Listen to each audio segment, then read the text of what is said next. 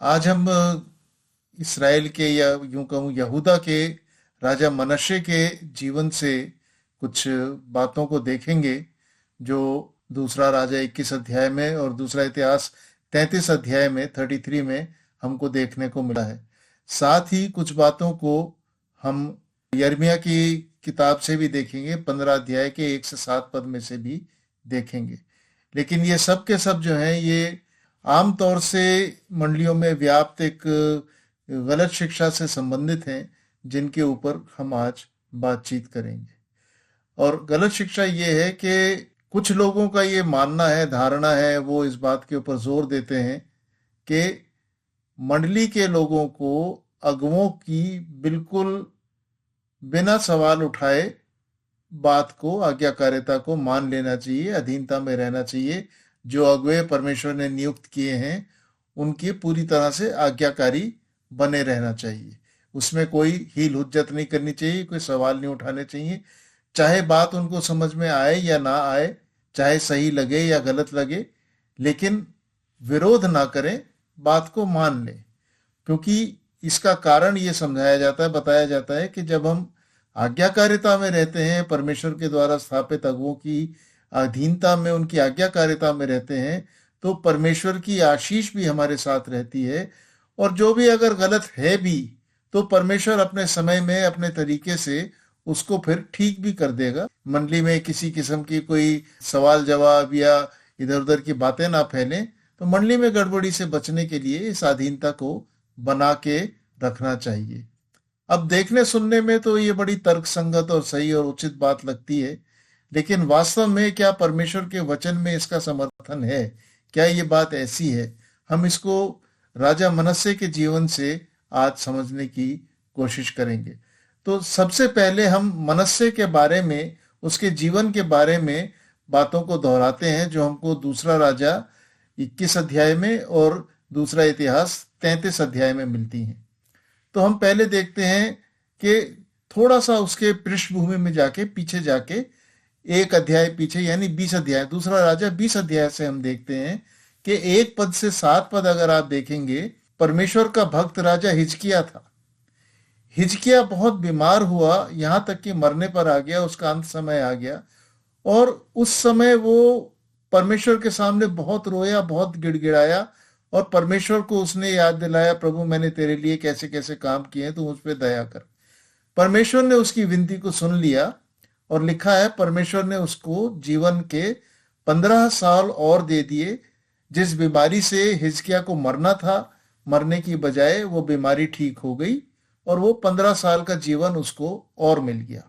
जब ये 15 साल का जीवन मिल गया, उसके बाद हिजकिय्याह के जीवन में कुछ और ही अंतर आ गया, कुछ और बातें आ गई। लेकिन अब वो वैसा वाला राजा नहीं रहा जैसा वो उस एक्स्ट्रा जीवन जो उसकी प्रार्थना के जीवन के कारण जो मिला था, उसके कारण जो उसके अंदर बदलाव आए, उसमें अब वो बात नहीं रही जैसा वो पहले हुआ करता था।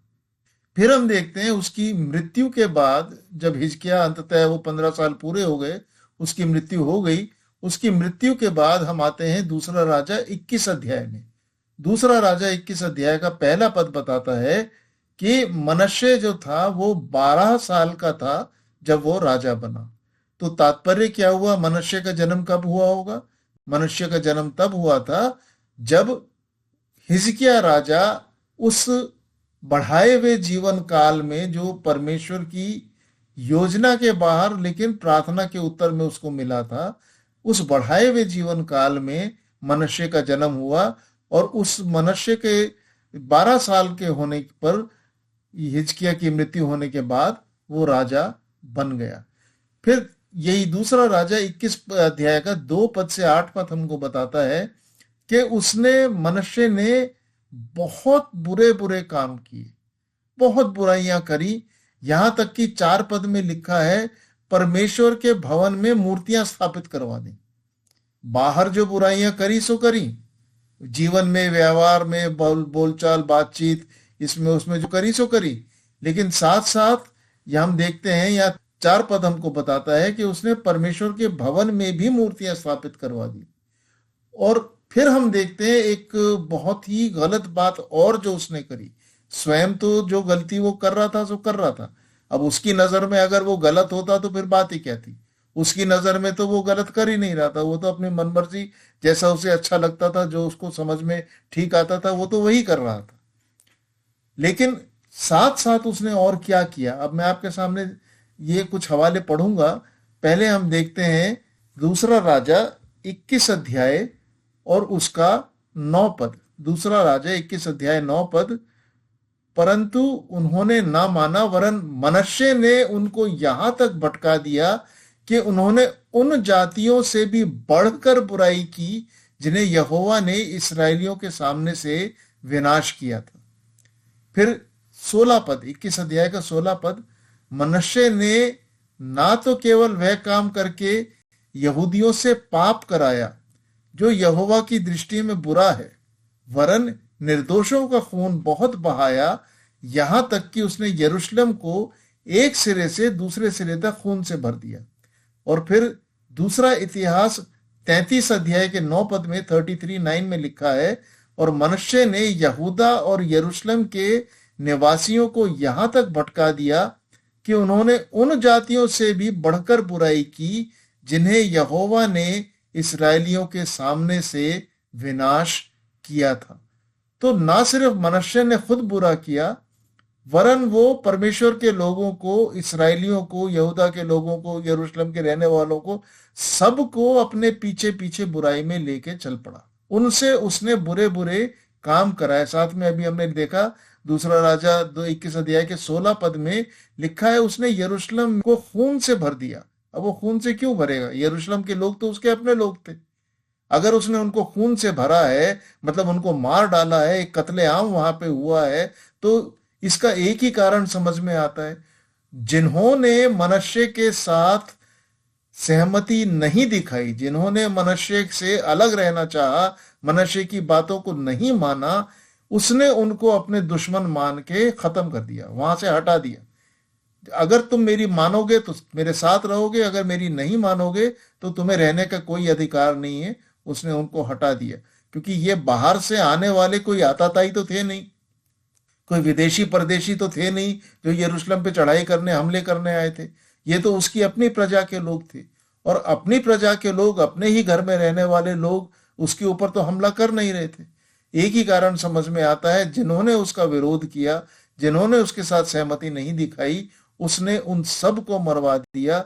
और ऐसे बहुत सारे रहे होंगे, क्योंकि मनुष्य ने गलत काम किए, लोगों ने गलती दिखाई होगी, और जब उन्होंने इन गलती को दिखाया, मनुष्य को गुस्सा आया, क्रोध आया, घमंड में आके उसने उनको सबको मरवा डाला। तो वो खुद भी गलत काम करता था, और इसराइलियों को, यहूदियों को, यरूशलेम के लोगों को भी अपने पीछे लेके चलता था कि वो भी उन्हीं गलतियों में उसके साथ शामिल हों। अब परमेश्वर के धैर्य को भी देखते हैं। दूसरा इतिहास 33 अध्याय 10 पद में लिखा हुआ है। दूसरा इतिहास 33 अध्याय 10 पद। और यहोवा ने मनश्शे और उसकी प्रजा से बातें की, परंतु उन्होंने कुछ ध्यान नहीं किया। इतनी बुराइयां करी, मंदिर तक में मूर्तियां स्थापित करवा दी, मतलब अपनी मन मर्जी से जो चाहता था सो करता था, जो अच्छा लगता था सो करता था, और जो नहीं मानता था उसको हटा देता था, मिटा देता था। उसके बावजूद परमेश्वर ने धैर्य दिखाया, समय दिया, उसको समझाया, उसके पास वचन भेजा, उससे बातें की, परंतु कुछ ध्यान नहीं दिया। प्रियो, परमेश्वर जैसा हम जानते हैं एक दयालु, धीरजवंत, विलंब से कोप करने वाला परमेश्वर है। अब इसका एक तात्पर्य और हमको बड़ी गंभीरता से समझना चाहिए। परमेश्वर अगर किसी गलती के लिए तुरंत कोई प्रतिक्रिया नहीं दे रहा है, कोई सजा नहीं दे रहा है, इसका यह मतलब नहीं है कि वो उस गलती से सहमत है, वो उस गलती को स्वीकार कर रहा है, उसे सही मान रहा है। ये उसके धैर्य का, उसके धीरज का एक प्रमाण है कि गलती के बावजूद उसका प्रेम कम नहीं होता, और उस प्रेम के अंतर्गत वो बार बार बार बार समझाने की, फेर के लाने की, मोड़ के वापस लाने के प्रयास करता है। लेकिन अगर आप इसे ये समझ बैठे कि अगर गलती होती तो परमेश्वर दंड देता, अगर गलती होती तो परमेश्वर ऐसा कर देता, फिर तो वो वैसा कर देता। तो अगर आप ये मान के बैठे हैं तो फिर आप परमेश्वर के गुणों को समझ नहीं रहे। आपकी गलती के कारण परमेश्वर अपने गुणों से नहीं बदलेगा। धीरज से व्यवहार करना, प्रेम से व्यवहार करना, मौके पे मौका देना उसका गुण है। और वो ये करता है जब तक कि अति नहीं हो जाती। हम थोड़ा सा आगे इस बात को देखेंगे। और जब वो सीमा आ जाती है तब परमेश्वर आगे पीछे का पूरा हिसाब ले लेता है। तो इसलिए गलती को उचित प्रतिक्रिया तुरंत नहीं मिल रही है, इसे ये प्रमाण नहीं मान लेना चाहिए कि परमेश्वर की दृष्टि में वो सही है और वो काम करने में कोई बुराई नहीं है। अब जैसा अभी हमने पढ़ा, यहोवा ने मनुष्य और उसकी प्रजा से बातें की परंतु उन्होंने कुछ ध्यान नहीं दिया। फिर हम वापस आते हैं दूसरा राजा 21 अध्याय में कि अब ये अति का समय आ गया। दूसरा राजा 21 अध्याय 10 पद से 16 पद को हम यहाँ पे देखते हैं कि जब ये सब हो गया, बल्कि इसमें 10 पद में ये लिखा हुआ है कि यहोवा ने अपने दास भविष्यद्वक्ताओं के द्वारा कहा। मतलब वही जो 33:10 में है कि यहोवा ने बातें की, कि यहाँ पे यहोवा ने कहा। 11 पद में उसके घृणित कामों को उसको बुलाया कि इन बातों को ना कर, कुछ ना कर, इन बातों से हट जा।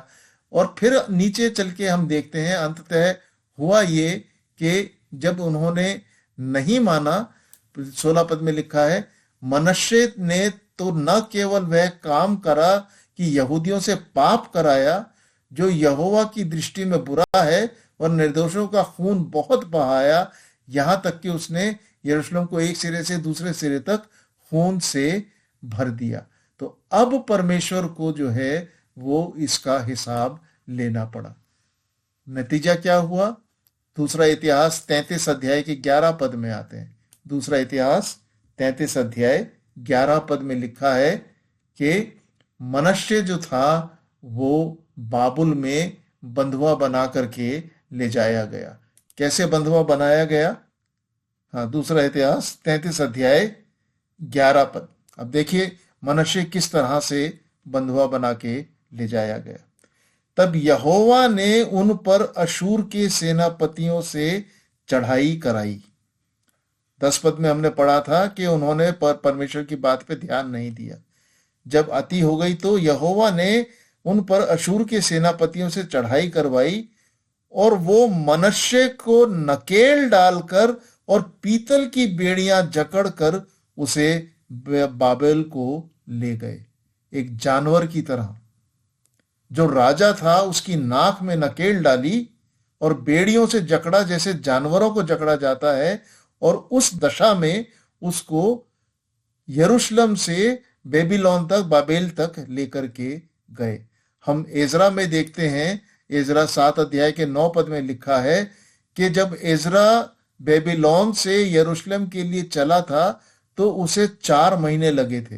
वो साल के पहले महीने के पहले दिन चला था और 5वें महीने के पहले दिन पहुंचा था। तो उसे 4 महीने लगे थे वहां से बेबीलोन से यरूशलेम आने में। मतलब उसकी दूरी इतनी थी कि लगभग इतना समय उनको लगता था। तो आप सोचिए 4 महीने तक एक जानवर की तरह वो ताड़ना सहता हुआ जो राजा था, अब वो ताड़ना सहता हुआ परमेश्वर के धीरज की प्रतीक के इम्तिहान लेने के बाद अब वो उस दिशा में बेबीलोन पहुंचा, बाबुल पहुंचा।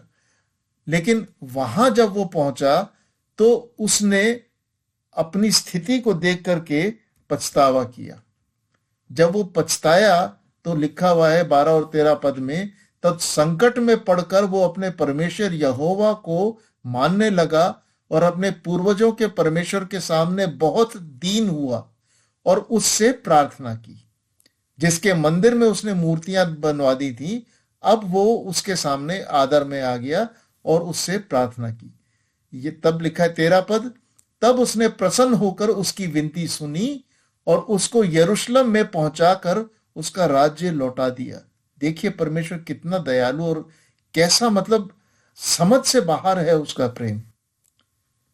ना सिर्फ उसको बंधुआई से छुड़ाया, सुरक्षित वापस पहुंचाया और उसका राज्य भी उसको पकड़ा दिया। हमें नहीं पता, लिखा नहीं गया है कि मनुष्य कितने समय तक जो है वो बंदी रहा। लेकिन आप सोच लीजिए, लगभग 4 महीने जाने के और 4 महीने लौट के आने के, लगभग 8 महीने तो ये है ही है। इसके बीच में जब वो वहां से दूर रहा तो पीछे से कोई ना कोई राज्य तो संभाल रहा होगा। साथ में यरूशलेम को उसने खून से भर दिया था, तो उसके दुश्मनों की कमी नहीं होगी। उसको मारने के लिए, चक्कर चलाने के वालों की कमी नहीं होगी जो बदला लेने वाले हों। अब उसके पीछे से जिसने राज्य संभाला होगा, उसके हाथ में अवसर था, अगर वो चाहता तो उसको मार डालता, लेकिन परमेश्वर ने नहीं होने दिया।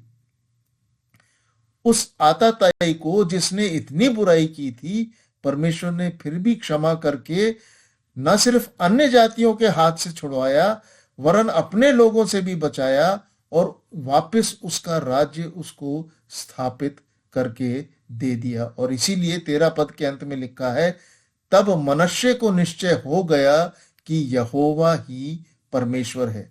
जब मनुष्य ने ये समझ लिया, ये जान लिया कि यहोवा ही परमेश्वर है, तो उसने जो कुछ पहले किया था, उसे पलटने की, उसे ठीक करने की, उसे सुधारने की, लोगों में परिवर्तन लाने की कोशिश की।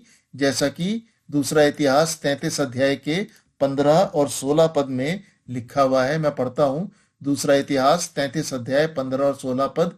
फिर उसने पराये देवताओं को और यहोवा के भवन में की मूर्तियों को और जितनी वेदियां उसने यहोवा के भवन के पर्वत पर और यरूशलेम में बनवाई थीं, उन सब को दूर करके नगर से बाहर फेंकवा दिया। तब उसने यहोवा की वेदी की मरम्मत की और उस पे मेल बलि और धन्यवाद बलि चढ़ाए और यहूदियों को इसराइल के परमेश्वर यहोवा की उपासना करने की आज्ञा दी। अकल ठिकाने आ गई। जब डंडे पड़े परमेश्वर के, तो अकल ठिकाने आ गई, सही रास्ते पर आ गया। जब पश्चाताप किया, जो उसने गलतियां की थी उनको सुधारने का कोशिश की। और फिर हमको दूसरा राजा 21 अध्याय के 18 पद में और दूसरा इतिहास 33 अध्याय के 20 पद में लिखा हुआ मिलता है कि मनुष्य का अंत जो था वो ठीक रहा। उसको किसी किस्म की कोई बदनामी का या बुरे व्यवहार का सामना नहीं करना पड़ा। वो अपनी उम्र पे मरा और उसको आदर के साथ उसका अंतिम संस्कार किया गया। ये आपको 21 अध्याय के 18 पद में और दूसरा इतिहास 33 अध्याय के 20 पद में ये बात लिखी हुई मिल जाएगी। तो अगर इसके पूरे के पूरे इस कहानी को, जो उसके जीवन गाथा जो अभी हमने इन 2 अध्यायों के द्वारा दोहराई है, अगर उसके आधार पे देखें तो बिल्कुल संक्षेप में, अगर एक लाइन में अगर इसको कहा जाए, तो मनुष्य परमेश्वर के लोगों का एक अधिकारी, एक राजा था। परमेश्वर ने उसको उस अगुवाई पे वहां पे रखा था, लेकिन उसने गलत किया, उसने गलत करना सिखाया और उसने परमेश्वर के लोगों से गलतियां करवाई। जिन्होंने नहीं करी, फिर उनके साथ उसने अपना मनचाहा बर्ताव भी किया। लेकिन जब ताड़ना में आया, तब उसे अपनी गलतियों का एहसास हुआ, अकल आ गई, उसने पश्चाताप किया, परमेश्वर ने उसको बहाल किया और उसको आदर के साथ वापस अपने राज्य में ले आया और आदर के साथ शेष जीवन बिता करके और आदरणीय उसको अंतिम संस्कार भी दिलवाया। बात यहां खत्म नहीं हो जाती है, बात यहां से शुरू होती है। अब जो मुद्दा सामने आ रहा है उसके ऊपर आप ध्यान कीजिए, विचार कीजिए। मनुष्य का जो था, होना था सो हो गया, लेकिन यहूदा और यरूशलेम के लोगों का, इसराइलियों का क्या हुआ? उन लोगों का क्या हुआ जो मनुष्य के अगुवाई में या अधीनता में या आज्ञाकारिता में मनुष्य की कही हुई बातों को पूरा करते चले गए और मनुष्य की इच्छा के अनुसार जिन्होंने जीवन व्यतीत किया? उनका अंत क्या हुआ? उनके साथ क्या हुआ? हम यही देख रहे हैं ना कि अधिकारी ने जो गलत किया सो किया, अगर आज्ञाकारी रहे तो वो क्या आशीष का कारण ठहरता है? चलिए देखते हैं। यिर्मयाह 15 अध्याय खोल लीजिए। यिर्मयाह नबी की किताब, उसका 15 अध्याय, उसके कुछ आरंभिक पद, करीब 9-10 पद तक हम देखेंगे। जल्दी जल्दी देखेंगे। अपने सामने यिर्मयाह 15 अध्याय खोल करके रख लीजिए। अभी पहला पद नहीं देखते हैं, 2 पद से 9 पद में हम देखते हैं कि वहां पे परमेश्वर लिखता है इस बात के बारे में कि ये सारी बातें हो गई तो वो क्या कहता है उन लोगों के लिए, यहूदा के ये इस्राएलियों के लिए कहता है। और यदि वे तुझसे पूछें कि हम कहाँ निकल जाएं, तो कहना कि यहोवा यूं कहता है, जो मरने वाले हैं वे मरने को चले जाएं, जो तलवार से मरने वाले हैं वे तलवार से मरने को, जो अकाल से मरने वाले हैं वे अकाल से मरने को, और जो बंधुए होने वाले हैं वे बंधुआई में चले जाएं। 3 पद, मैं उनके विरुद्ध 4 प्रकार के विनाश ठहराऊंगा, मार डालने के लिए तलवार, फाड़ डालने के लिए कुत्ते, नोच डालने के लिए आकाश के पक्षी, और फाड़ खाने के लिए मैदान के हिंसक जंतु। यहोवा की ये वाणी है। और 4 पद पे अब सुनिए आप, यह मतलब अभी जो मारने का और ये फाड़ने का, खाने का, जो ताड़ना जो प्रभु ने बोली है, इसका कारण क्या है वो 4 पद में बताता है। यह हिजकिया के पुत्र यहूदा के राजा मनश्शे के उन कामों के कारण होगा जो उसने यरूशलेम में किए हैं, और मैं उन्हें ऐसा करूंगा कि वो पृथ्वी के राज्य राज्य में मारे मारे फिरेंगे। आप नीचे तक इसको आगे 10 पद तक पढ़ लीजिएगा, मैं सिर्फ इतना ही आपके सामने पढ़ रहा हूं। मनश्शे ने जो किया उसकी ताड़ना उसे मिली, पछताया, परमेश्वर के पास लौट के आया, बाद में सुधार भी किए, और परमेश्वर ने उसके पश्चाताप को ग्रहण भी किया। लेकिन उन लोगों के लिए एक बहुत भारी हानि वो पहुंचा के चला गया, जो उसकी आज्ञाकारिता में ये सब करते चले गए। जिन्होंने विरोध किया उनको तो उसने खत्म कर दिया, उनको तो अपने पास से हटा दिया, समाप्त कर दिया। जो उसकी अधीनता में, उसकी आज्ञाकारिता में, उसके कहे के अनुसार गलतियां करते रहे, फिर परमेश्वर ने अंत में उनसे हिसाब लिया। अब जो मैंने कहा था कि ये परमेश्वर की जो धैर्य की जो बात हैगी, इसको आप देखिए यिर्मयाह 15 अध्याय के 6 पद में आप देखिए वहां पे क्या लिखा हुआ है। परमेश्वर ने वहां पे हमारे लिए क्या लिखवाया है। यहोवा की यह वाणी है, यिर्मयाह 15 अध्याय 6 पद पढ़ रहा हूं। यहोवा की यह वाणी है कि तू मुझको त्याग कर पीछे हट गई है, इसलिए मैं तुझ पर हाथ बढ़ाकर तेरा नाश करूंगा। और जो अंतिम वाक्य है इस पद का, क्योंकि मैं तरस खाते खाते उकता गया हूं, क्योंकि मैं तरस खाते खाते उकता गया हूं। हमारा परमेश्वर विलंब से कोप करने वाला परमेश्वर है, धीरज रखने वाला परमेश्वर है, तरस खाने वाला, दया करने वाला परमेश्वर है। लेकिन इन बातों की एक सीमा है। जब वो सीमा लांघ ली जाती है तो फिर वो हाथ बढ़ाने पे मजबूर हो जाता है। और आपने देखा अभी पहले 3-4 पदों में कि जब उसकी ताड़ना का समय आता है तो मनश्शे के साथ क्या हुआ और इन लोगों के लिए परमेश्वर ने क्या निर्धारित किया। इसी तरह अगर आप 7, 8 और 9 पद में और आगे देखेंगे तो वहां देखेंगे कि परमेश्वर उन्हें फटके जाने के लिए, निर्वंश करने के लिए, उनका विनाश करने के लिए, उनकी विधवाओं की संख्या बढ़ाने के लिए। आप कल्पना कीजिए, पुरुष मर जाएंगे, स्त्रियां बची रह जाएंगी। आप ऐसे लोगों के, ऐसे परिवारों की, ऐसी समाज की कल्पना कीजिए जहां पे स्त्रियां और बच्चे बचे रह गए हैं, उन्हें अपना जीवन यापन करना है। कितना कठिन वो समय होगा उनके लिए जो परमेश्वर उनके ऊपर लेकर के आया। विधवाओं की संख्या बढ़ेगी, वो बेहाल हो जाएंगी और उनका मुंह काला हो जाएगा। मुंह काला क्यों होता है? हम जब आमतौर से एक दूसरे के साथ बात करने में, खासकर महिलाओं के लिए कहते हैं अरे वो तो मुंह काला करके आई है, तो उसका क्या मतलब होता है? आप समझते हैं, मुझे सार्वजनिक रूप से सबके सामने कहने की जरूरत नहीं है। आप लोग समझते हैं जब विधवाओं को अपना मुंह काला करना पड़ रहा है तो जीवन यापन के लिए उन्हें क्या करना पड़ रहा हो। आप समझ लीजिए इस बात को। और फिर वो शत्रुओं की तलवार से मरवा दिए जाएंगे। और जबकि 7 पद में लिखा हुआ है परमेश्वर उन्हें अपने लोग कह रहा है, वो दुश्मन नहीं है, वो परमेश्वर के अपने लोग हैं। लेकिन क्योंकि उन्होंने समय रहते चेतावनियों को नहीं माना, परमेश्वर ने वचन भेजा, शिक्षाएं भेजी, गलतियां बताई, सही करने के मौके दिए, क्या करना है वो भी बताया, लेकिन वो नहीं माने, वो ढिठाई में मनश्शे के पीछे चलते रहे और अंततः ये स्थिति उनके ऊपर आ गई कि परमेश्वर को जब हाथ बढ़ाना पड़ा तो इन बातों का उन्होंने सामना किया। और एक दफा फिर हम देखते हैं यिर्मयाह 15 अध्याय 4 पद में लिखा हुआ है, मैं फिर से पढ़ता हूं उसको। यह हिजकिय्याह के पुत्र यहूदा के राजा मनश्शे के उन कामों के कारण हुआ जो उसने यरूशलेम में किए हैं, और मैं उन्हें ऐसा करूंगा कि वे पृथ्वी के राज्य राज्य में मारे फिरेंगे। एक बार परमेश्वर जो ठान लेता है, जिसका निर्णय ले लेता है, फिर वो बात पलटती नहीं है। अब आप आइए यिर्मयाह 15 अध्याय के पहले पद में क्या लिखा हुआ है। यिर्मयाह 15 अध्याय के पहले पद में लिखा हुआ है, फिर यहोवा ने मुझसे कहा, यदि मूसा और शमूएल भी मेरे सामने खड़े होते तो भी मेरा मन इन लोगों की ओर ना फिरता।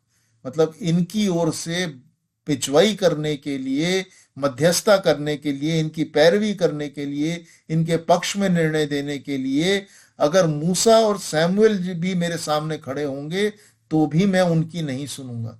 और इसी तरह से परमेश्वर ने यहेजकेल 14 अध्याय के 13 और 14 पद में लिखा है। यहेजकेल उसका 14 अध्याय और उसके 13 और 14 पद में इसी से संबंधित एक बात लिखी हुई है। परमेश्वर यहाँ पे उन लोगों के लिए कहता है, बिचवाई के लिए, हे मनुष्य के संतान, जब किसी देश के लोग मुझसे विश्वासघात करके पापी हो जाएं। विश्वासघात कौन करेगा? जो उसका अपना होता है वही तो विश्वासघात करेगा। दूसरा तो हमला करेगा, आक्रमण करेगा, विश्वासघात थोड़ी करेगा।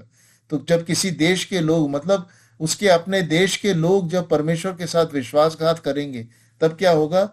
हे मनुष्य की संतान, जब किसी देश के लोग मुझसे विश्वासघात करके पापी हो जाएं और मैं अपना हाथ उस देश के विरुद्ध बढ़ाकर उसका अन्न रूपी आधार दूर करूं और उसे अकाल में डालकर उसमें से मनुष्य और पशु दोनों को नाश करूं। अब 14 पद पे ध्यान दीजिए। तब चाहे उसमें नूह, दानियेल और अय्यूब ये तीनों पुरुष भी हों तो भी वे अपने धर्म के द्वारा केवल अपने ही प्राण को बचा सकेंगे। प्रभु यहोवा की यह वाणी है। जब परमेश्वर एक दफा दंड देने की ठान लेता है, जब वो दया करते करते अघा जाता है, तरस खाते खाते उकता जाता है, तब जब वो काम करने के लिए उठता है, उस समय अगर मूसा, सैमुएल, नूह, दानियेल, अय्यूब ये लोग भी खड़े हों पैरवी करने के लिए, वो किसी की नहीं सुनता। फिर वो किसी की नहीं सुनता। तो जब मूसा, अय्यूब, नूह, दानियेल, सैमुएल जैसे लोगों की परमेश्वर नहीं सुनता तो हम जैसे मनुष्यों की किस तरह से सुन सकता है? अगर कोई इस बात में है कि मैंने तो अगुवे के कहे पे की थी, अब अगुआ मेरी पैरवी करेगा, अगुआ मेरी ओर से बोलेगा, तो आप सोच लीजिए कि एक तो पहली बात, उस अगुवे का मुंह भी खुलने पाएगा परमेश्वर के सामने? जब उसको उसकी वास्तविकता सामने आएगी, खड़ी होगी, तब क्या कि उसने क्या क्या किया और करवाया, तब उसका मुंह भी खुलने पाएगा? और अगर खुला भी तो क्या उसकी बात का कोई अहमियत होगी, उसका कोई ध्यान दिया जाएगा?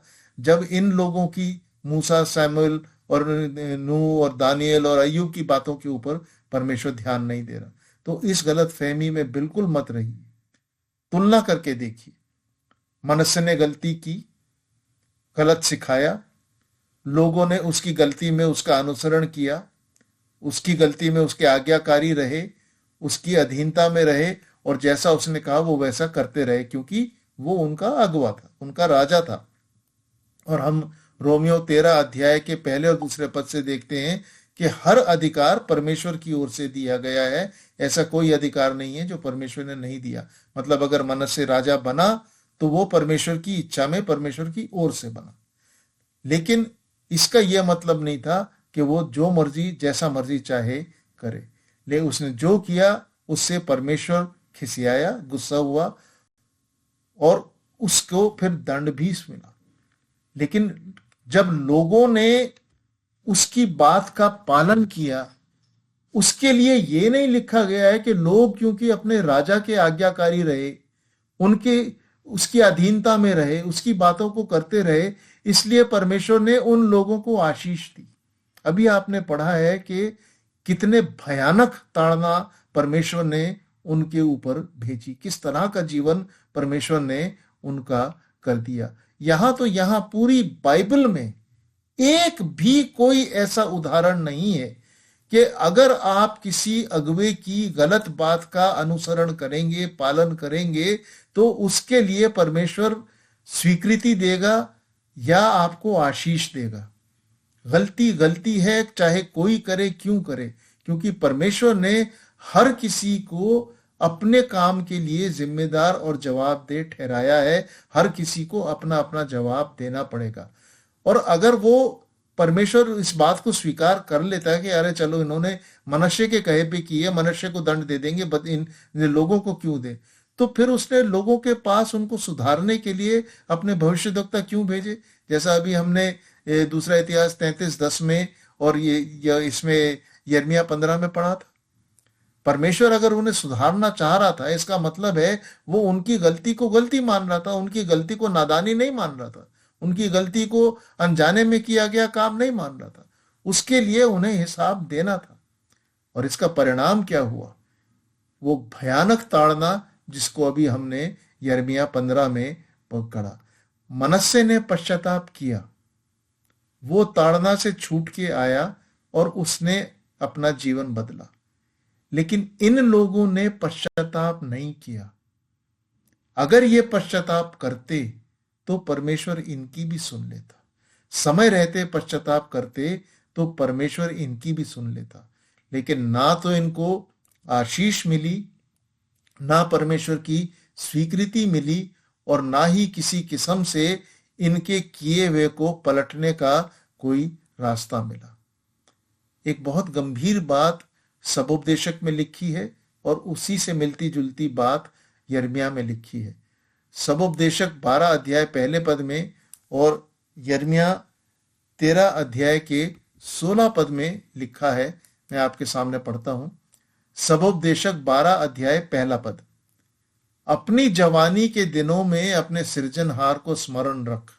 और अब ध्यान दीजिए क्या लिखा है, इससे पहले के विपत्ति के दिन और वे वर्ष आए जिनमें तू कहे कि मेरा मन इनमें नहीं लगता।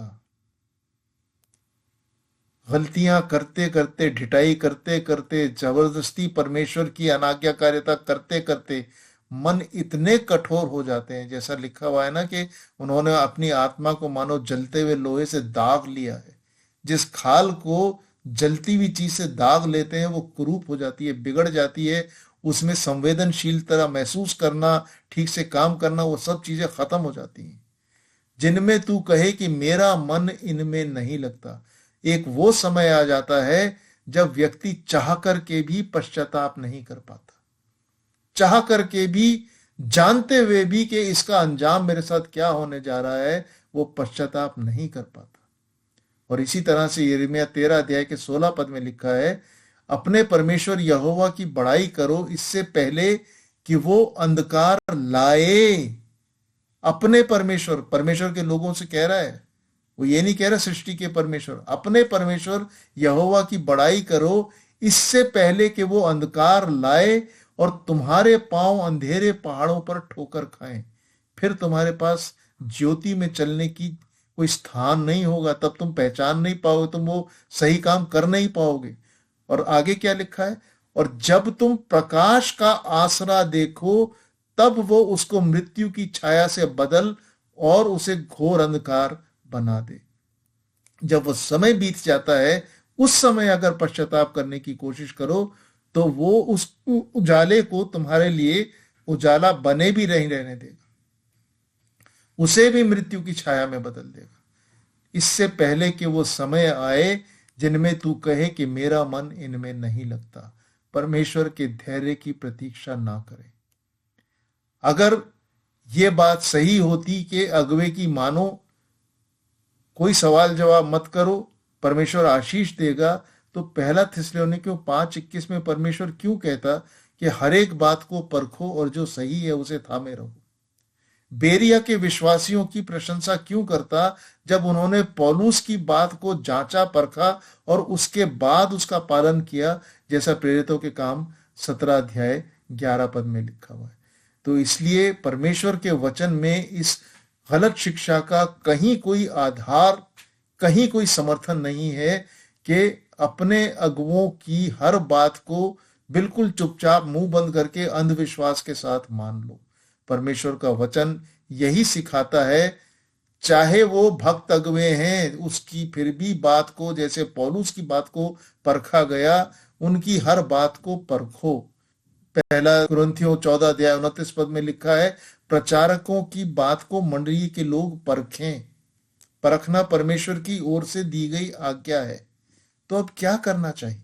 आप चाहे ऐसे देखिए या वैसे देखिए, छोड़ना तो इन गलत बातों को पड़ेगा, क्योंकि परमेश्वर अपने लोगों को, अपने संतानों को, अपने बच्चों को गलतियों में बने रहने नहीं देता। अगर वो कहने से नहीं समझते हैं तो ताड़ना दे के समझाता है, और जितनी ताड़ना आवश्यक होती है, जितनी भयानक ताड़ना आवश्यक होती है, वो उतनी ताड़ना देता है। तो चाहे आप ऐसे छोड़ें या वैसे छोड़ें, मनुष्य ने ताड़ना के साथ छोड़ा, छोड़ दिया, छोड़ना पड़ा, और तब छोड़ा तब वो उसको बहाली भी मिली। यही बात हम इब्रानियों 12 अध्याय के 5 और 6 पद में देखते हैं कि परमेश्वर अपने लोगों की ताड़ना करता है। यहूदियों ने पश्चाताप नहीं किया, उन्होंने उस भयानक ताड़ना को सहा। अंततः वो गलतियां उनके अंदर से निकाली गईं। परमेश्वर अपने लोगों को गलतियों में बने रहने नहीं देगा। निर्णय आपका है, मेरा है। मैं ताड़ना सह के इसको करूंगा या बिना ताड़ना सहे करूंगा, सही से करूंगा या गलत से करूंगा। लेकिन परमेश्वर गलती में बने नहीं रहने देगा, मुझे उस गलती से निकाल के लेके आएगा, चाहे वो मैं उसकी बात को मान लूं, चाहे ताड़ना सह के करूं, लेकिन मुझे पलटना पड़ेगा और लौट के वापस उसकी सही बातों में जाना पड़ेगा। परमेश्वर अपने वचन पे आशीष दे।